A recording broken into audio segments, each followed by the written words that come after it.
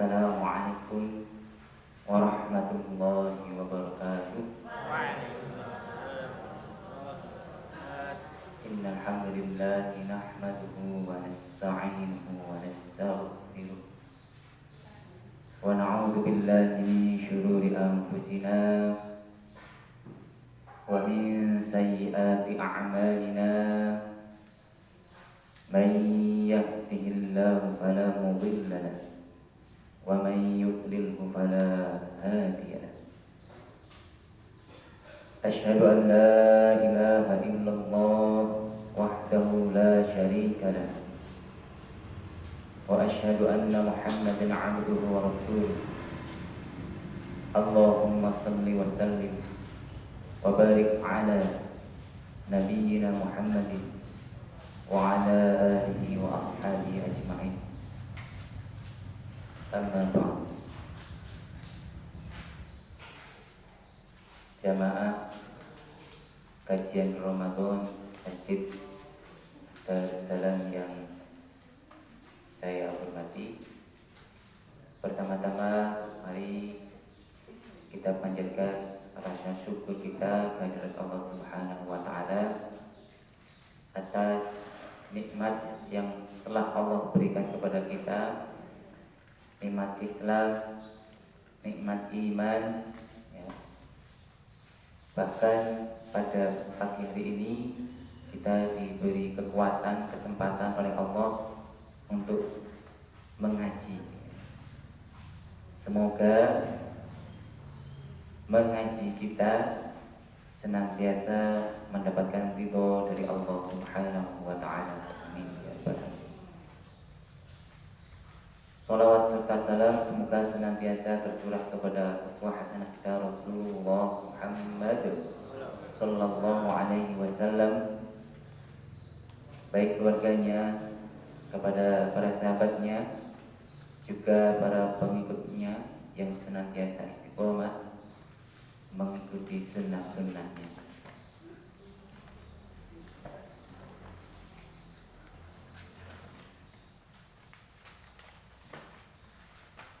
Bapak Ibu jamaah rahimakumullah, alhamdulillah saya dapat amanah dari panitia, dari pimpinan cabang untuk mengisi kajian, dan saya waktu itu langsung saja, tidak mikir panjang karena takut ditunggu-tunggu, memberikan tema hati tenang dengan mengingat Allah.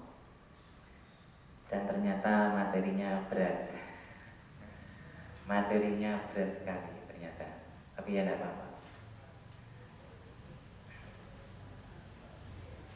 Allah Subhanahu wa taala berfirman dalam surah Ar-Ra'd, surah yang ke-13, kita sering menyebutnya surah Ar-Ra'd. Surah ke-13 ayat 27.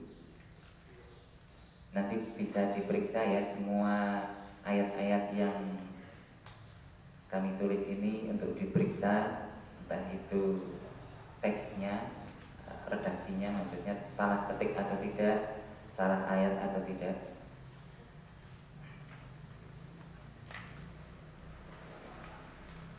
Surah Ar-Ra'd ayat 27 dan 28. A'udzu billahi minasyaitonir rajim.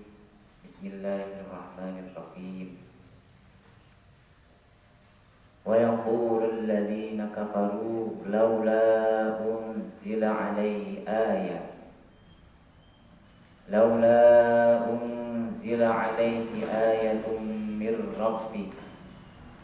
Qul innallaha yudhillu man yasha wa yahdi ilaihi man anab. Alladzina amanu wa tatma'innu qulubuhum. Alladzina amanu wa tatma'innu qulubuhum bi dzikrillah. Ala bi dzikrillah tatma'innul qulub. Kalau kita baca terjemahannya, ayat ini sebenarnya cukup menjadi perhatian kita semua, karena secara tegas kalimatnya Allah sudah jelaskan bahwa hanya dengan mengingat Allah hati menjadi tenang. Ada di mana? Ada di ayat 13-nya, ayat 28-nya.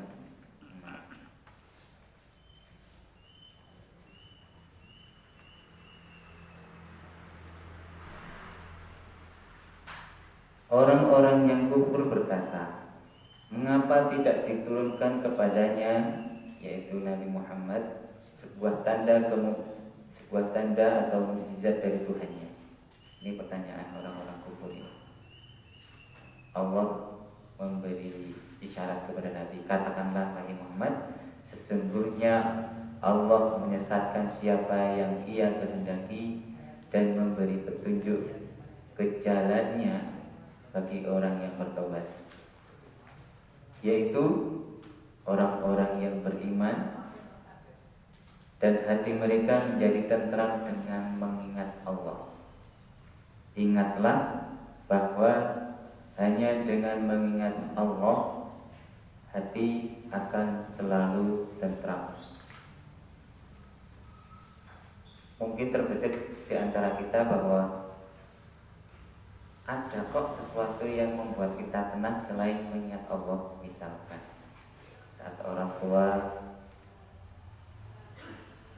lihat anak-anaknya kumpul di hari raya misalnya, hatinya tenang karena anak-anak kumpul. Mungkin akan terbesit, Pak, saya punya uang, kalau ada uang hati saya tenang, Pak. Awal bulan tenang saya, Pak. Bisa seperti itu. Tetapi itu saya merasa bahwa itu hanya sekilas saja, karena banyak fakta-fakta yang tidak relevan kadang. Saya kalau lihat story itu, tidak tahu ini, kalau tahu-tahu buka story munculnya yang unik-unik seperti itu.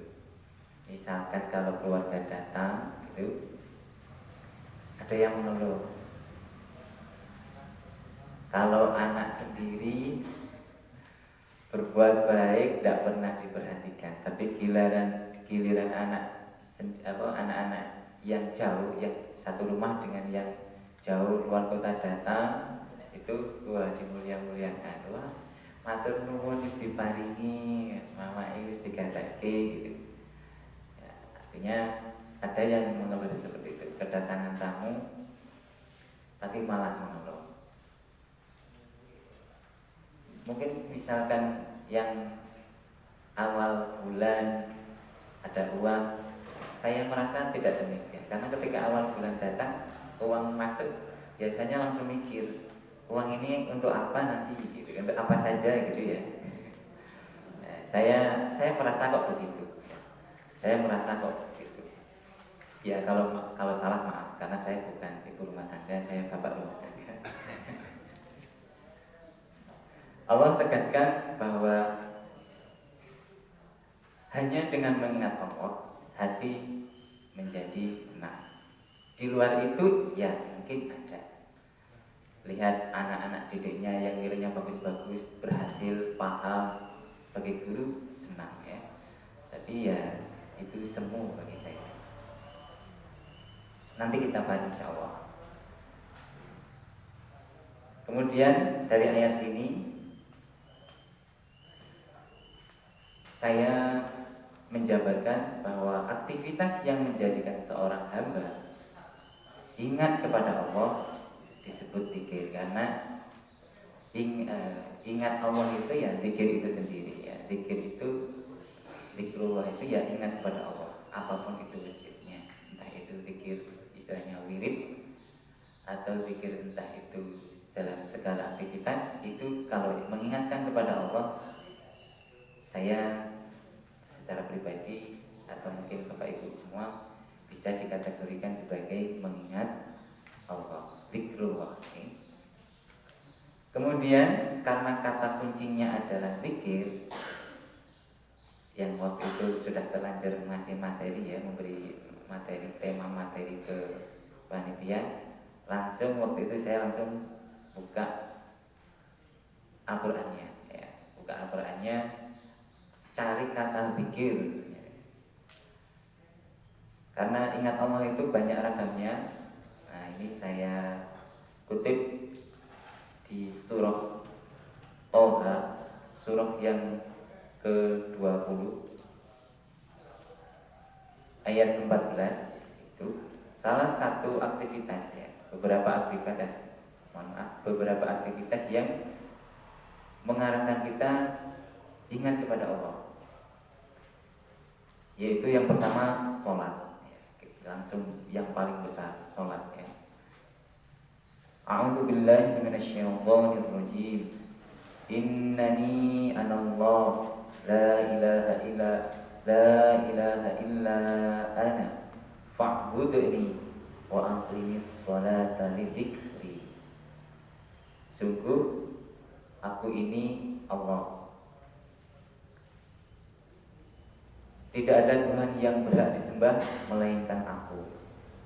Maka sembahlah aku dan laksanakan sholat untuk mengingatku.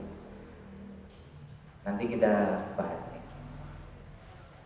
Kemudian di surah Al-A'raf ayat 205, yaitu surah ke-7 ayat 205. A'udzu billahi minasyaitonir rajim. Wadhkur rabbaka fi nafsika tadarru'an wa khifatan wa dunal jahri minal qawl bil ghuduwi wal asal wa la takum minal ghafilin. Dan ingatlah Tuhanmu dalam hatimu dengan rendah hati dan rasa takut, dan dengan tidak mengeraskan suara pada waktu pagi dan petang. Dan janganlah kamu termasuk orang-orang yang lengah. Ini beberapa ulama mengisyaratkan zikir setelah sholat ya. Maksudnya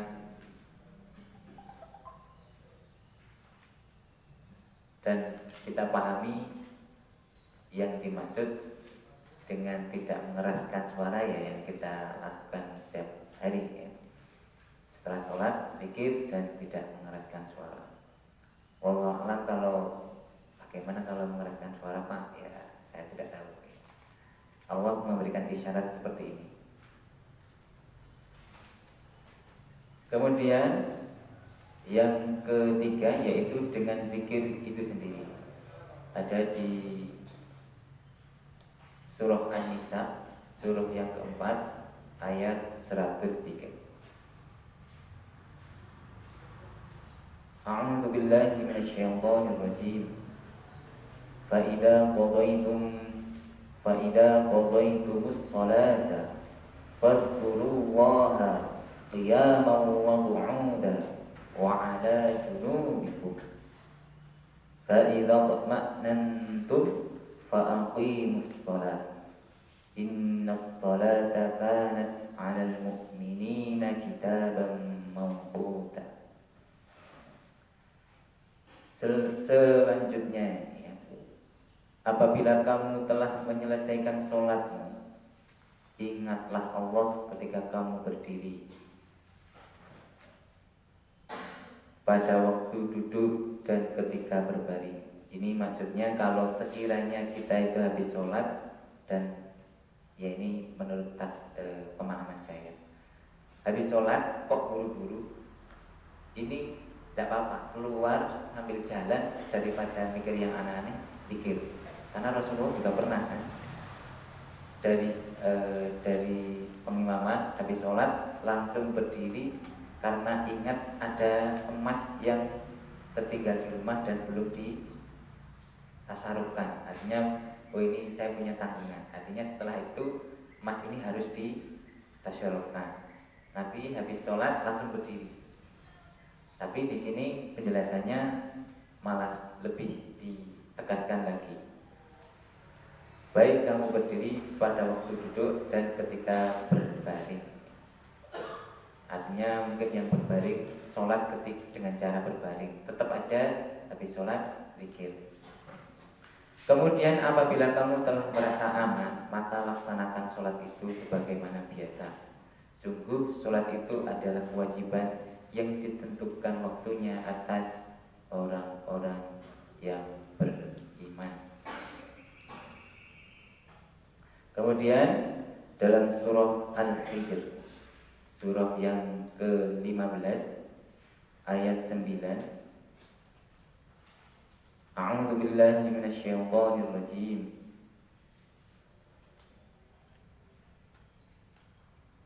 Inna nahnu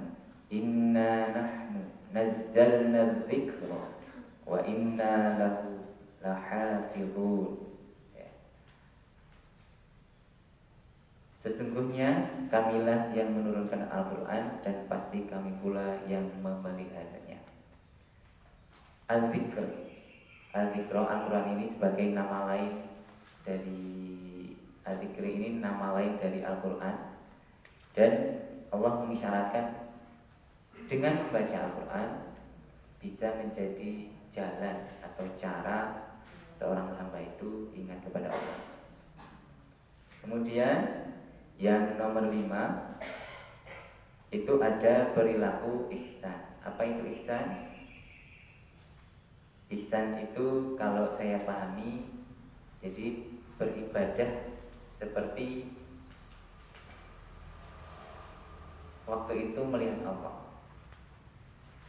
Tetapi kalau sekiranya itu tidak mampu, ketahuilah bahwa dia dilihat oleh Allah. Itu ihsan.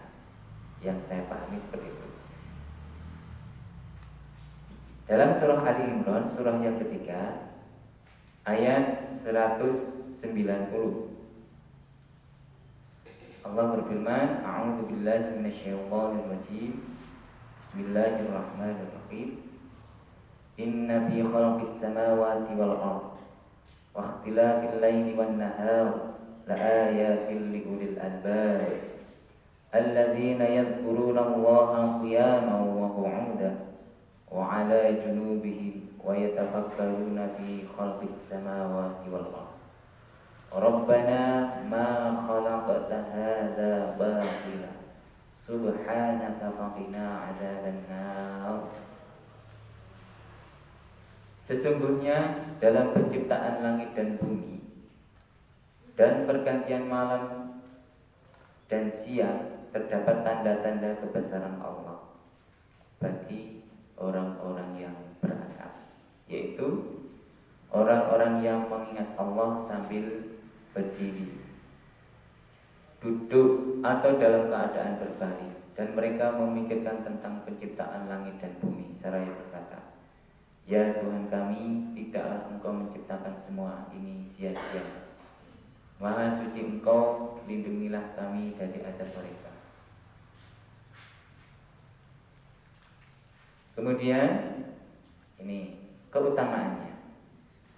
Kenapa mengingat Allah ini menjadi sesuatu yang sangat penting, bahkan dasar saya kenapa materi tema kali ini adalah hati tenang mengingat Allah, yaitu di sini nih, di surah Al-Baqarah ayat 152.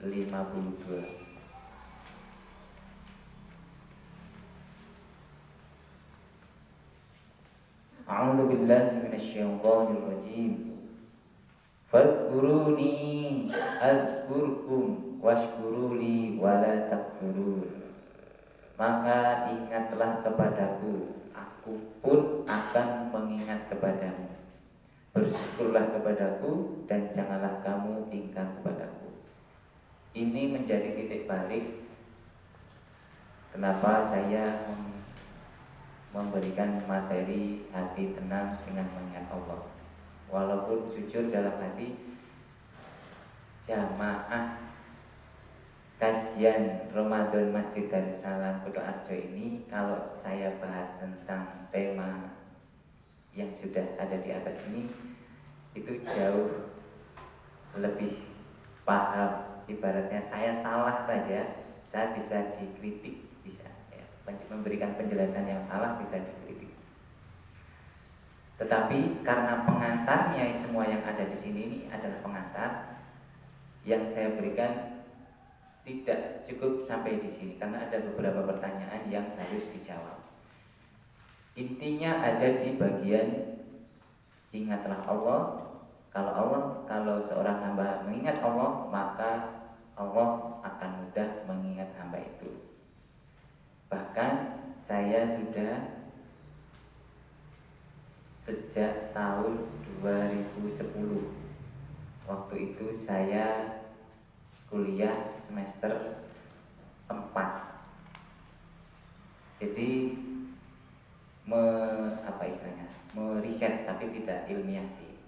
Jadi saya itu bukan profesi juga bukan, tapi memang paling seneng kalau ditanya sama orang. Saya kalau ditanya sama orang, saya paling seneng, bahkan ini sudah sejak SMA. Saya kalau ditanya sama orang suatu pertanyaan yang bisa jadi saya jadikan PR, saya senang sekali. Saya senang orang belajar dan apa yang dia pelajari bisa saya tangkap tanpa saya harus belajar mengalami seperti yang dia rasakan. Kalau Bapak Ibu ikut grup saya di kajian cek akhlak itu, semua yang kami jabarkan tentang penyakit itu, kenapa Allah izinkan sakit ini, Allah izinkan sakit ini, bagaimana solusinya, itu penyakit itu belum tentu saya alami. Penyakit itu biasanya dialami oleh orang lain, kemudian saya membuat pertanyaan hipotesis. Jadi kemungkinan jawaban yang mungkin muncul ketika ada pertanyaan itu, misalkan diabetes gitu. Misalkan diabetes, Pak, saya itu dari simbah, dari orang tua nurun di saya punya penyakit diabetes misalkan. Nah, itu dari pertanyaan itu saya akumulasi. Mungkin dari pertanyaan pertama saya tidak bisa menjawab, pertanyaan kedua orang lain mungkin tanya, mungkin ada gambaran, pertanyaan ketiga, keempat, kelima, ngumpul, hipotesisnya ngumpul. Kemudian nanti kalau sudah orang keenam tanya, ada nggak kondisi dari tiga ini misalkan. Oh iya, saya tipe yang seperti ini penyebabnya, itu akhlaknya itu seperti itu. Jadi kajian saya intinya tidak di ayat-ayat ini, karena saya merasa bahwa jamaah kajian Ramadan udah secara umum sudah sangat bagus ya. Tetapi nih ada pertanyaan di bawah ya. Pertanyaannya adalah bagaimana kalau ada seorang hamba rajin beribadah seperti penjelasan di atas, tetapi masih sering lalai kepada Allah. Nah, sebenarnya bukan tidak langsung mak bedunduk gitu ya, mak bedunduk muncul ke sana. Tapi kita cerna dulu. Siapa tahu yang saya ceritakan ini salah ya. Tapi ini semua yang saya ceritakan insya Allah hasil riset ya. Jadi hasil riset bisa dibuktikan ya. Yang merasa Pak hidup saya kok seperti ini ya, nanti dicocokkan dengan apa yang saya sampaikan. Pak, saya itu punya anak. Saya itu punya anak, kalau dikandani ngeyel jawab. Saya itu punya murid, saya itu di kelas saya rame banget. Tapi kelas sebelah, misalkan itu kelas 4 gitu ya, 4A, kelas 4B itu tidak seperti itu Pak, 4C tidak seperti itu Pak. Atau teman kerja saya itu kok menyebalkan sekali Pak. Bahkan bos saya itu, pimpinan saya juga seperti ini orangnya. Kemudian kerjaan juga nggak kelar-kelar. Nah, kira-kira apa Pak? Nah, jawabannya sebenarnya ada di Al-Quran yang surah Al-Baqarah ayat 152. Dari semua aktivitas, kalau tidak mengarah ingat kepada Allah, maka resikonya Allah itu akan ngasih beban. Tapi beban itu Allah akan mundur dari beban yang kita berikan. Seperti yang kita tahu, sebesar apapun masalah, kalau dibantu oleh Allah akan jadi terasa ringan, bahkan tanpa kita selesaikan tahu-tahu selesai. Kita hanya dengar, tahu-tahu udah selesai. Ada yang masalah kecil dan sangat sederhana, tapi hati kita bisa langsung kalah, misalkan dengan anak. Biasanya kalau anak itu taruhlah gitu ya, anak gak mau ke masjid, padahal dia masih kecil sih. Kalau belum mau ke masjid kan sebenarnya wajar ya. Jadi orang tua tidak perlu bentak-bentak gitu. Tapi ada kalanya Allah itu tidak memberi kekuatan untuk menahan hati. Menahan hati supaya ketika dijawab seperti ini, hati kita biasa saja. Nah, Allah lepas itu. Dari mana? Ya ini. Kalau ada kondisi tidak mengingat Allah, maka resikonya Allah akan beri beban dan tahu-tahu Allah itu melepaskan beban itu. Nah, pertanyaannya kan sebenarnya bukan bagaimana kalau ada orang, tapi sebelum itu harus dibahas, Pak, kelalaian apa? Lalai itu yang seperti apa? Tadi pagi saya menambahkan beberapa kategori lalai, tapi memang saya klasifikasikan dan mungkin bisa lebih daripada yang saya catat di sini. Lalai ini kalau saya sendiri mengkategorikan menjadi 3. Mungkin perilaku lalai akan ada banyak, tetapi akan saya ringkas saja. Saya kutip 3 setidaknya, dan semoga ini bisa menjadi pelajaran bagi kita semua. 1, kondisi lalai itu seperti apa? Yaitu menuruti hawa nafsu. Menuruti hawa nafsu. Biasanya yang menuruti hawa nafsu itu perkara yang dikategorikan sebagai, kalau orang-orang beriman ya, itu perkaranya boleh, sebenarnya boleh aja sih, boleh aja. Tetapi menanggapinya secara berlebihan. Ya, secara berlebihan. Misalkan kaya boleh gak sih Pak? Ya boleh. Masa kaya gak boleh? Masa kaya gak boleh ya? Orang-orang beriman kalau kaya benar ya boleh sekali. Bahkan kaya mau tidak mau, kaya ini menjadi salah satu modal ya. Untuk jihad dalam Islam itu menjadi modal.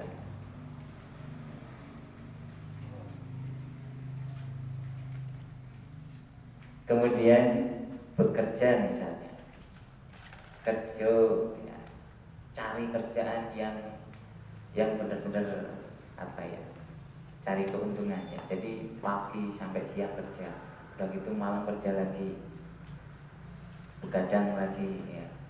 Jadi memang orientasinya ya udahlah, daripada tidak apa-apain ya, karena suami harus bertanggung jawab, alasannya itu kerja sampai melalaikan. Nah ini saya mengkategorikan sebagai perilaku lalai terhadap pasangan. Dalam hal ini ya tidak berlaku adil misalkan. Kemudian tidak memperhatikan anak misalkan. Anak sekolah ada PR dibiarkan saja, padahal dia sebagai kepala rumah tangga atau sebagai ibu rumah tangga dan dia mampu, bukan tidak mampu, tapi dia mampu. Artinya tidak memaksimalkan kemampuan gitu ya. Kalau tak adil itu tadi yang saya maksud, misalkan dia harusnya sering-sering di rumah ya, membantu pekerjaan, udah gak ada pembantu di rumah, sering keluyuran, nah itu malah main sama teman-teman ya. Itu kurang adil ya. Tidak menyadari bahwa dia diberi beban oleh Allah. Kemudian yang kedua yaitu perilaku lalai yang melanggar syariat. Yang ini lebih berat daripada yang sebelumnya. Lalai yang sebenarnya boleh, tapi mungkin perilakunya berlebihan.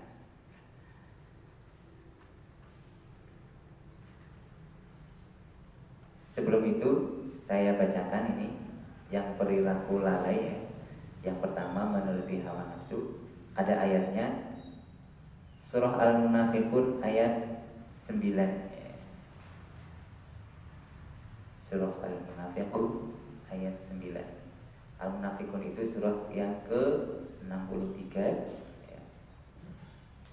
A'udzu billahi minasyaitonir rajim. Ya ayyuhalladzina amanu la tulhikum amwalukum wala auladukum an dzikrillah. Wa may yaf'al dzalika fa ulaika humul khasirun. Wahai orang-orang yang beriman, janganlah harta bendamu dan anak-anakmu membuat lalai dari mengingat Allah. Siapa yang berbuat demikian, mereka itulah orang-orang yang merugi. Lalai. Jadi perilaku lalai yang mungkin sebenarnya boleh tapi berlebihan. Yang kedua, melanggar syariat Allah seperti mencuri, berzina,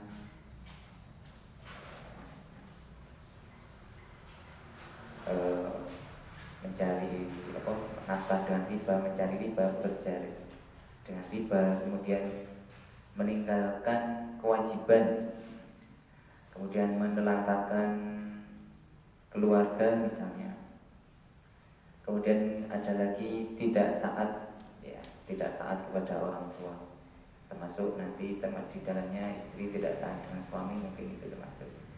Karena yang dilanggar adalah dalil, dalil. Jadi dia muslim tapi dia mencuri, dia muslim tapi riba, masih melakukan transaksi riba. Dia muslim tapi bolong-bolong, dia muslim sih tapi keluarganya ditelantarkan. Kemudian yang ketiga, berperilaku kafir. Yang ini yang agak bahaya ini, karena memang lalai yang paling berat itu ada di bagian ini. Penjelasannya ada di surah An-Nahl. Surah An-Nahl itu surah yang ke-16 ayat 106 sampai 108. A'udzu billahi minasyaitonir rajim. Man kafara billahi min ba'di imanihi illa man akriha wa qalbuhu mutma'innun bil iman walakin man syaraha bil kufr sadran fa 'alaihim ghadabun minallah wa lahum 'adzabun 'adzim. Dzalika bi annahum tahabbul hayatad dunya 'alal akhirah wa anna Allaha la yahdil qaumal kafirin. Ulaika alladziina taba'a Allahu 'ala qulubihim wa sam'ihim wa absarihim wa ulaika humul ghafilun. Siapa yang kufur kepada Allah setelah beriman, dia mendapatkan kemurkaan Allah, kecuali orang yang dipaksa mengucapkan kalimat kekufuran, sedangkan hatinya tetap tenang dengan keimanannya. Akan tetapi siapa yang berlapang dada untuk menerima kekufuran, niscaya kemurkaan Allah menimpanya, dan bagi mereka ada azab yang besar. Yang demikian itu disebabkan karena mereka lebih mencintai kehidupan dunia daripada akhirat. Dan sesungguhnya Allah tidak memberi petunjuk kepada kaum yang kafir. Mereka itulah orang-orang yang Allah kunci hatinya, pendengarannya dan penglihatannya. Mereka itulah orang-orang yang lalai. Jadi orang-orang yang lalai ini termasuk di dalamnya adalah orang-orang yang kafir. Lanjut ke pertanyaan, bagaimana kalau ada seorang hamba yang beriman hamba yang rajin beribadah seperti penjelasan di atas, tapi masih sering lalai juga kepada Allah. Baik, nih mungkin tidak ada seorang beriman, tetapi ketika karena dia merasa bahwa hidup ini adalah kehidupan dia, kemudian ketika orang tuanya berkeinginan untuk menjodohkan, menjodohkan dia dengan laki-laki lain atau wanita lain yang mungkin tidak dikenalnya, kemudian dia menentang, sangat mungkin itu ya, dia sedang lalai. Kenapa bisa lalai? Karena sesungguhnya yang saya pahami ya, bahwa yang menjodohkan seorang hamba itu adalah Allah. Mau laki-laki pengen 4 itu tetap aja yang menjodohkan Allah. Malah bisa jadi cara seorang mengejar-ngejar inilah yang salah ya. Bisa jadi caranya ini yang alas pengantarnya yang salah. Termasuk kebalikannya. Nah, kenapa misalkan protes, ini kan kehidupan saya, besok nikah itu yang menjalani saya. Kenapa Bapak nggak mau ngerti keadaan saya? Kan saya juga tidak kenal, misalkan seperti itu ya. Sebenarnya kalau menurut persepsi saya, jujur itu salah, dan salahnya besar. Atau kebalikannya nih, Bapak atau Ibu udah ditinggal ya sama pasangan, kemudian ingin nikah lagi, anaknya rewel nggak mau, pokoknya nggak mau dapet ayah lagi ya, karena mungkin trauma dengan dari cerita teman-temannya, trauma nggak mau dapet ibu lagi. Nah itu sebuah, kalau menurut saya itu sebuah kelalaian ya, karena sederhananya orang tua itu tetap milik Allah, dia bahkan milik Allah, pasangan itu tetap milik Allah, yang menentukan itu Allah. Kalau saya malah bilang, karena itu sebuah kesalahan, tidak mentaati kata orang tua, itu sebuah kesalahan. Kesalahannya begini, termasuk tadi yang ingin dijodohkan itu sebuah kesalahan, karena sebenarnya yang memasangkan itu Allah. Wanita baik dengan laki-laki yang baik itu ada di surah An-Nisa kalau tidak salah. Wanita keji akan dipasangkan dengan laki-laki yang keji. Ikhtiar itu ya ikhtiar, karena ikhtiar itu ya sebatas ikhtiar. Akan dinilai ibadah kalau ikhtiarnya benar, kalau akan dinilai salah kalau caranya salah ya. Tetapi hakikatnya tidak akan berpengaruh. Meskipun kita misalkan anak perempuannya mengatakan, kulon derek mawon Pak, monggo saya ini pun bapak status bunti. Kalau memang Allah tetapkan enggak jodoh, ya tetap saja tidak menikah ya. Seperti itu. Hanya saja kan selama ini meskipun orang ini beriman, mengatakan bahwa ini itu kehidupan saya, nikah itu urusannya nanti saya menjalani. Nah itu seolah-olah dia merasa bahwa ini benar. Nah ini salahnya di situ. Kok bisa satu itu, kemudian sombong, itu sombong padahal yang ngasih rezeki juga Allah, yang ngasih rasa nyaman juga Allah. Tapi ketika orang tua memberikan isyarat seperti itu, dia sudah bersikap seperti itu. Kemudian juga tidak taat kepada orang tua, itu suatu kesalahannya double. Pak, ada resiko enggak? Risiko seperti itu Pak, kalau misalkan ada seorang anak terus bersikap seperti itu, ada risikonya? Tidak ada. Risikonya sangat, saya melihat sangat kentara sekali dan sangat terlihat. Bahkan ini di luar konteks itu ya, bahkan saya dicurhati, Pak saya itu udah 40 tahun saya belum menikah, kira-kira apa yang harus saya lakukan? Kalau ada dosa, apa yang harus saya introspeksi, harus saya koreksi? Kalau perempuan ini biasanya jawaban saya gini, Mbak, apa panjenengan itu sering berbeda argumen dengan bapak panjenengan? Misalkan lagi menuangkan kopi di meja, tapi lupa, anak ini lupa ketika menuangkan kopi, kopinya itu tidak dikasih alas. Ya dikasih alas, tapi ketika ayahnya minum kopi, kopinya itu setelah dituang di apa itu ciri atau apa itu, nah, langgan itu ditaruh di meja, plek, bukan, ya artinya jadi nepak di meja. Mungkin karena saking perfectnya si anak, Pak, kok ditaruh di situ kopinya? Nah, lawan ini mulai ada komentar, bukan lawan, ada komentar. Kan yuk nepak bekas kopinya itu kan nepak, Pak, gitu. Mungkin jujur itu dianggap benar, apa orang resikan. Tapi di hadapan saya itu kesalahan fatal. Kesalahan fatalnya dia komentar, tidak rendah hati terhadap orang tua.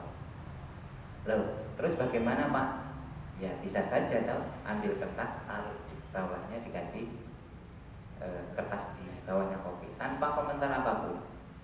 Bahkan ketika orang tua melakukan kemungkaran yang besar sekalipun, apalagi cuma ngatasi kopi ya, kemungkaran yang besar sekalipun, misalkan dalam tanda petik, misalkan cari rezekinya ya, cari rezekinya tidak dengan cara yang halal, anaknya tahu. Walaupun nanti sudah memberitahu, ya sudah sekedar memberitahu, jangan sekali-kali benci pada orang tua. Mentok paling minim itu didoakan, ya Allah berikanlah kepada orang tua saya supaya diberi jalan rezeki yang halal. Terus itu yang bawah. Terus kemudian diberitahu, minta sama Allah supaya diberi momentum untuk berbicara, diberi momentum oleh Allah supaya ketika bicara tidak dilawan sama ayah, walaupun hanya memberitahu. Dan itu memang sudah sampai di titik itu seorang anak memberitahu orang tuanya. Kalau dengan cara yang lain, wah itu lebih bahaya lagi, risikonya besar. Kemudian nih, misalkan lagi ada dia orang beriman, tetapi karena orang tua itu, mohon maaf, punya wanita lain, ya, entah itu nikah lagi, entah itu, itu maksudnya.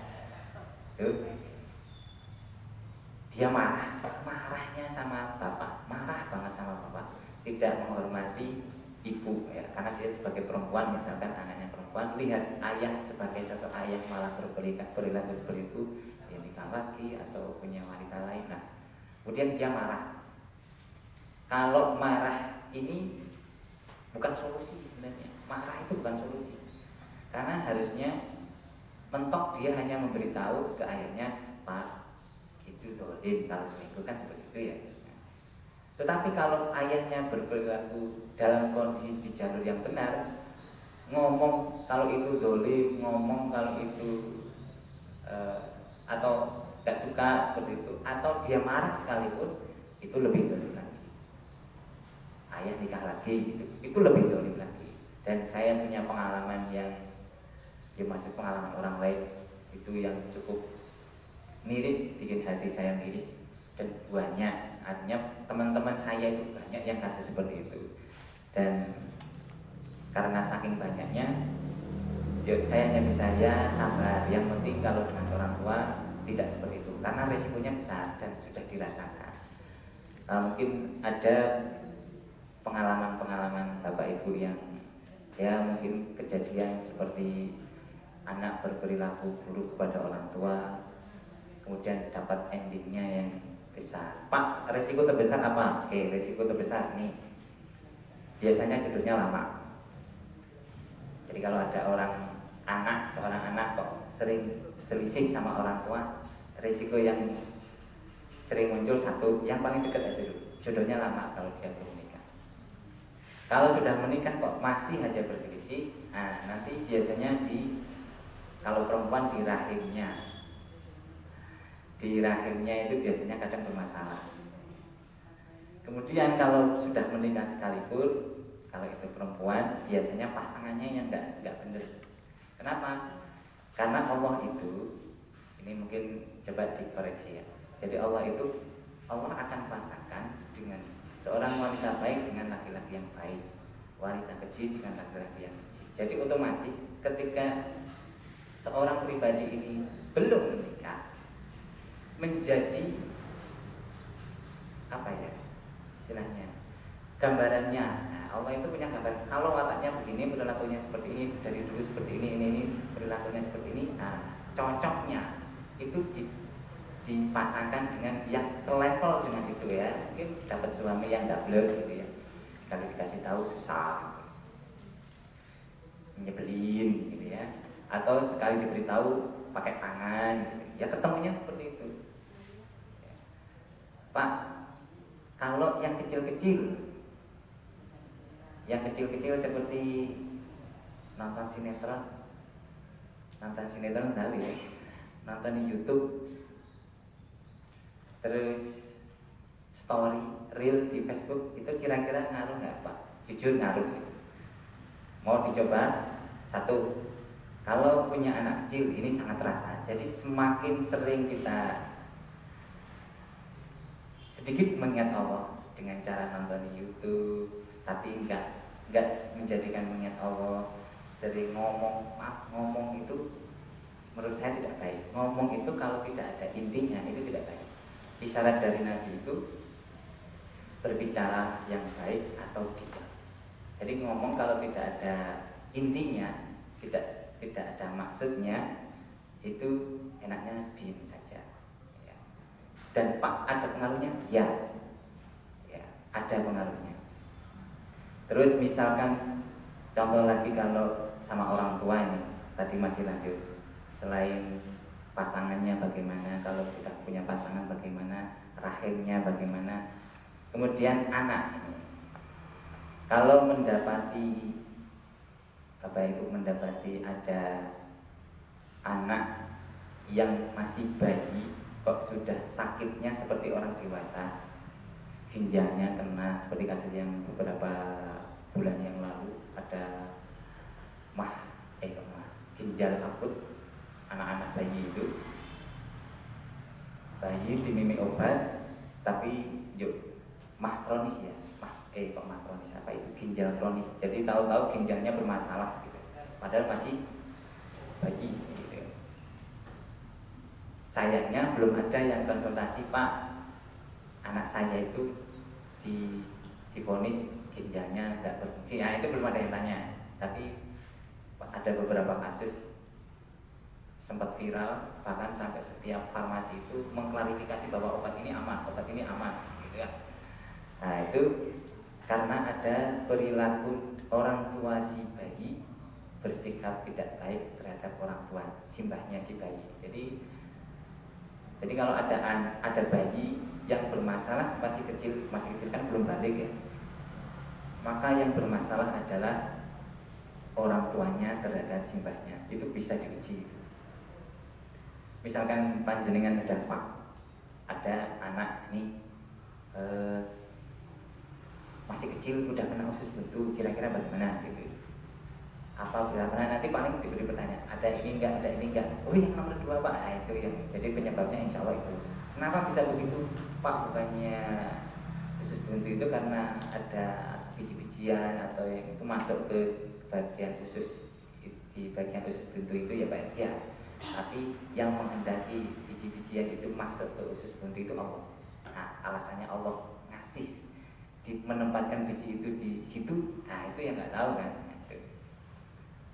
Ya, solusinya gimana? Ya ke dokter ya, solusinya tuh ke dokter. Ya, mungkin nggak kalau ada seorang hamba rajin beribadah tapi lalai, ya itu tadi sangat mungkin. Apa risikonya? Dia akan sering mendapatkan peringatan dari Allah. Allah tahu-tahu tidak berpihak kepada dia, tapi ya seperti itulah. Masalah kecil kalau Allah gak ikut akan menjadi berat. Tapi sebesar masalah apapun, bahkan termasuk sebesar gedung ini, kalau Allah campur tangan nanti, insya Allah. Kemudian kelalaian seperti apa? Yang kedua, kelalaian seperti apa yang membuat seorang hamba tidak ingat oleh Allah? Sebenarnya secara umum semua yang menjadikan seorang hamba itu tidak ingat Allah itu melalaikan semua. Apa kok bisa begitu? Ya kemungkinan semuanya. Karena kalau Al-Quran itu di surah Al-Insyirah itu kalau sudah selesai satu pekerjaan langsung ke pekerjaan yang lain. Kalau memang tidak ada orientasinya, ya itu melalaikan. harus sesuatu yang berorientasi. Pak, apa kalau saya hanya sekedar hiburan? Ya, yang tahu merasa terhibur atau tidak itu hamba itu sendiri. Biasanya kalau sudah misalkan, Pak, saya capek mau habis misalkan tak nonton YouTube misalkan. Kalau nonton YouTube aja gimana Pak? Ya, kalau sudah moodnya sudah kembali, ya itu berarti sudah cukup. Main sekedarnya, ngobrol sekedarnya. Misalkan, itu ada orang yang saya kenal, ya udah ngobrolnya sekedarnya, hanya sekedar ala kadarnya, ya, ala kadarnya. Jadi semua yang tidak mengingatkan Allah bisa memungkinkan itu menjadi perbuatan yang lalai, walaupun itu nanti terbagi-bagi. Hanya secukupnya saja. Kerja itu kan masih dalam lingkungan perintah Allah, bekerja cari uang, itu sebenarnya masih dalam kondisi ya itu masih perintahnya Allah, tapi over, apalagi yang tidak mengingatkan Allah gitu ya. Tapi itu ya bisa dipahami sendirilah. Yang penting tidak berlebihan, secukupnya saja. Yang nomor 3, bagaimana cara agar seorang hamba lebih sering ingat kepada Allah daripada melalaikannya. Kalau agar ingat kepada Allah, maka yang pertama ini ya, berarti ada yang kedua. Yang pertama adalah ya ini mengamalkan apa yang Allah perintahkan. Ya, semakin sholatnya bagus, berdoanya bagus, zikirnya bagus, perbuatannya bagus, merasa diawasi, ya, itu semakin meningkatkan hubungan dia kepada Allah. Dan itu caranya yang pertama. Yang kedua, mengingat dampaknya. Dampaknya ini besarannya itu Allah gak bantu. Jadi semakin berbuat fasik, semakin lalai, maka Allah semakin gak bantu. Maka lihatlah perilaku yang tanda-tanda Allah itu tidak bantu. Misalkan yang biasanya ketemu temennya kok ini bisa senyum-senyum, kok ini ketemu kok saya nggak bisa senyum, nah itu Allah nggak bantu. Karena Allah yang bikin kita hati kita lega itu Allah. Ya. Pekerjaan nggak beres-beres, oh berarti ada kemungkinan kita lalai kepada Allah. Ada kemungkinan kita lalai kepada Allah. Tadi yang saya sampaikan, teman kerja nggak bersahabat, pimpinan banyak protes, kerjaan nggak selesai. Bahkan waktu itu saya cuma ngomong, Bu, mohon maaf, kok jenengan cerita seperti itu. Kalau boleh tahu, di antara banyak ini, jenengan suka yang mana? Gitu. Cari perilaku yang jenengan suka, tapi suka itu tidak mengingatkan jenengan pada Allah. Misalkan, saya waktu itu langsung ngasih contoh, senang nonton drama Korea. Saya ngomong begitu, tenang. Dia cuma ngomong, Pak, mohon maaf ya Pak, kalau urusan drama Korea, saya itu sampai gini, ngomong gini. Saya itu saking senangnya ngomong dengan drama Korea itu, saya itu membayangkan kalau suami saya senang itu jadi saya bilang, Bu, maaf, dosa besar. Itu peringatan yang ya bukan dosa besar, itu tidak seperti diklasifikasikan dalam ya seperti zina dan sebagainya, bukan. Tapi itu peringatan yang besar. Makanya peringatan Allah itu gak cuma satu, gak cuma anaknya kalau disuruh antar susah, tetapi yo anaknya bermasalah, terus keluarga suaminya juga bermasalah, sampai kerjaan gak beres-beres, teman kerja sampai ditodong sama pimpinan, dan itu ya kondisinya seperti itulah. Artinya banyak trouble. Jadi saya cuma tanya, seperti itu tak Bu? Yang lain ada enggak? Gitu. Saya cuma tanya itu. Jadi yang disukai tapi Allah nggak suka, maka akan diberi sesuatu yang kita itu nggak suka. Gitu. Ya Allah, tapi biasanya bisa loh, tapi ini kok nggak lulus saya ya. Biasanya sabar loh kalau cuma jawaban Mas yuk ke masjid gitu. Kalau anak enggak gitu, ya biasa aja. Tapi kok kali ini kok marah? Nah itu Allah nggak memberi kekuatan kepada kita, nggak diberi pertolongan. Akhirnya tadi, apa dampak seorang hamba yang sering lalai kepada Allah? Nah, ini kalau diklasifikasikan seperti tadi, hanya sekedar yang biasa saja, perilaku mubah,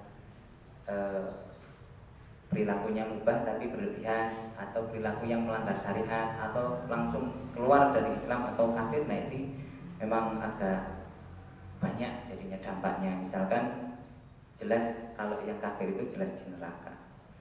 Kalau dia seorang mukmin, melanggar syariat, itu tadi dampaknya akan diberi peringatan oleh Allah, tetapi Allah seolah-olah mundur waktu itu. Entah itu jadi rasa emosi, jadi merasa beban itu banyak, jadi seolah-olah tidak dibantu. Ini jadi, ini nggak jadi. Ini jadi, ini nggak jadi. Jadi ini jadi, ini nggak jadi. Nah seperti itu.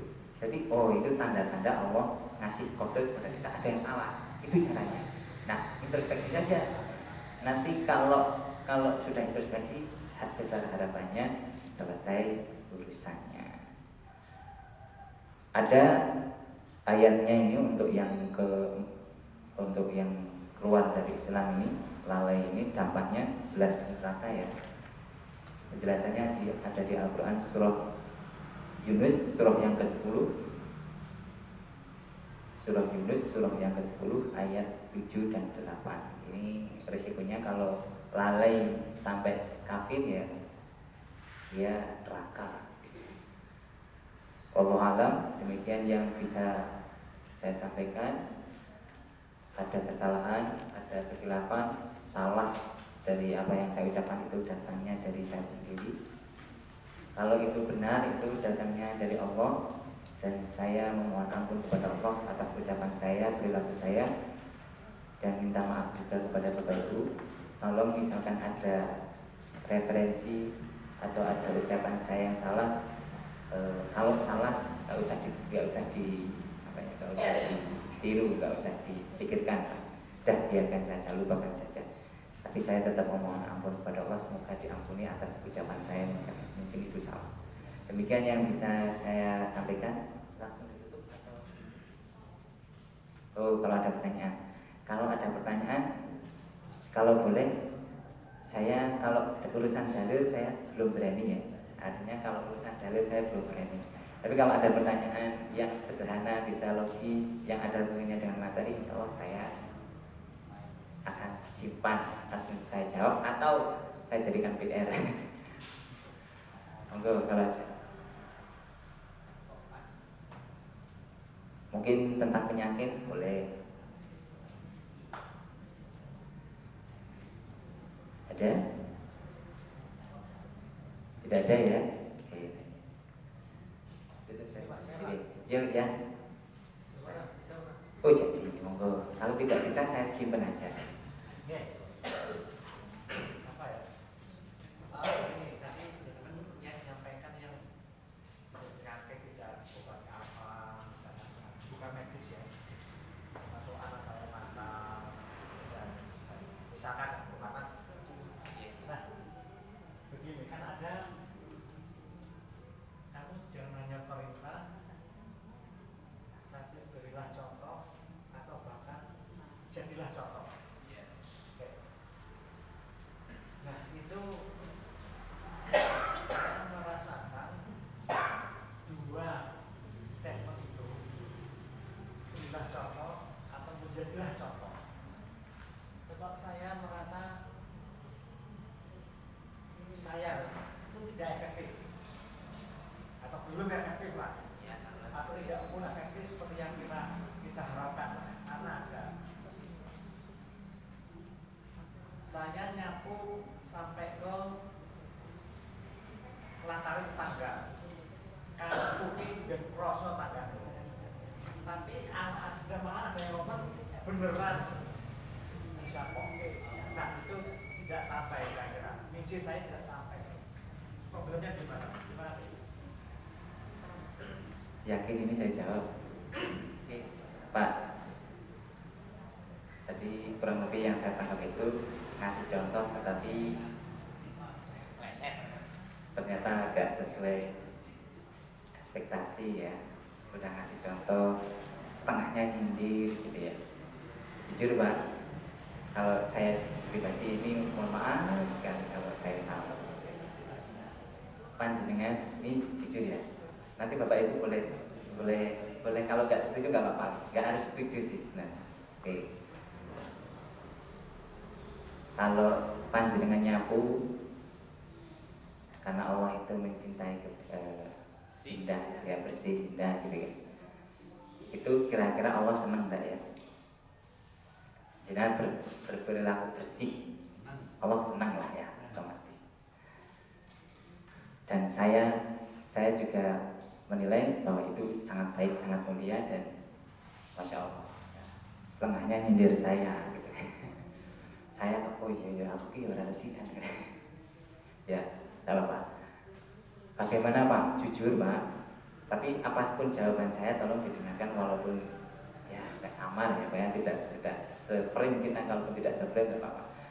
Karena bagi saya, di mata saya dan besar kemungkinan di mata Allah itu adalah ya bersih-bersih, entah itu nyindir anaknya, jajan tak kasih contoh begitu.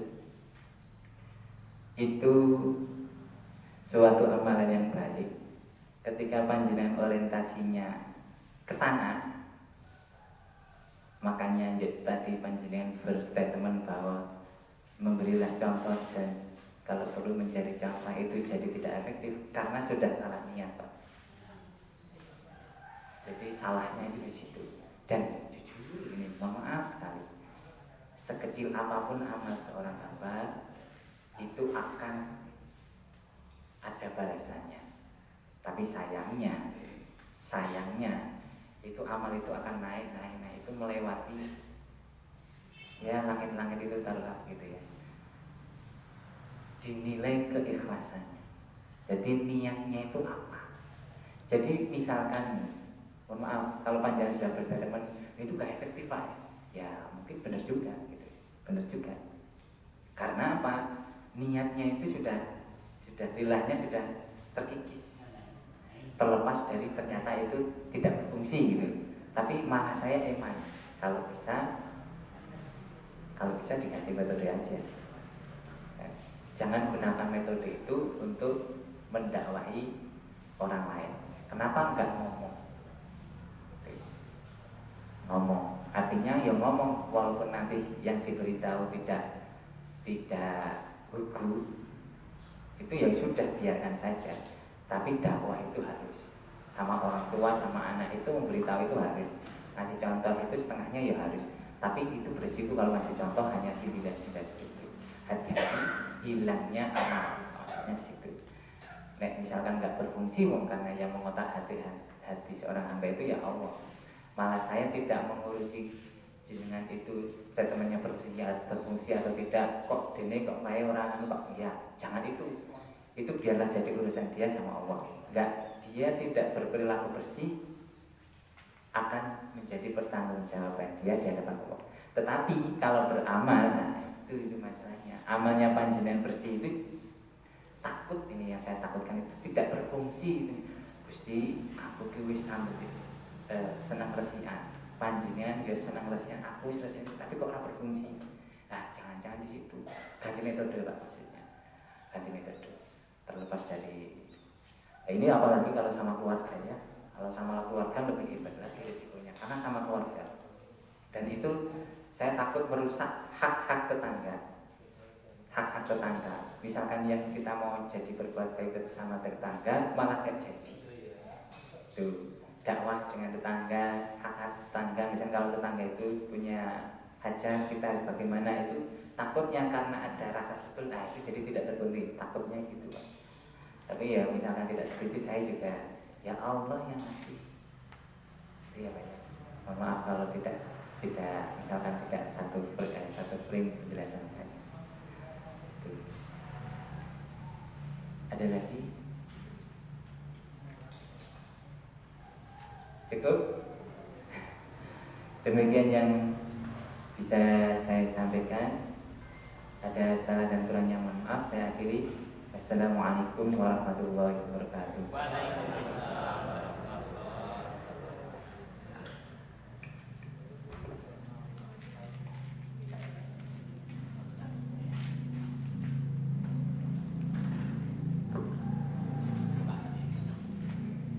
Terima kasih kepada Ustadz Ahmad Fadil SPD yang telah menyampaikan materi tentang hati tenang dengan mengingat Allah. Semoga ilmu yang tersampaikan tersebut dapat bermanfaat bagi kita semua. Amin ya robbal alamin. Bapak Ibu yang dirahmati Allah, sebelum kajian kami tutup, ada beberapa informasi informasi yang kami sampaikan. Infak terkumpul sejumlah Rp242.000. Semoga infak yang disampaikan dapat menjadi amal soleh Bapak Ibu sekalian.